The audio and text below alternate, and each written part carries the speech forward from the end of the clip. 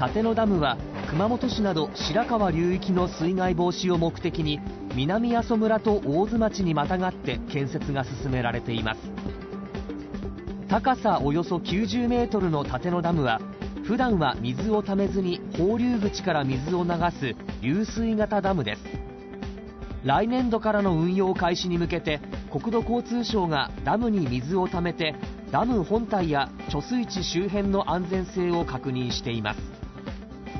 2週間体制でですね、万全の体制を持ってですね、安全を確認しながらですね、慎重にやっていきたいというふうに思っております。国土交通省によりますと、満水になるまで20日程度かかる見込みです。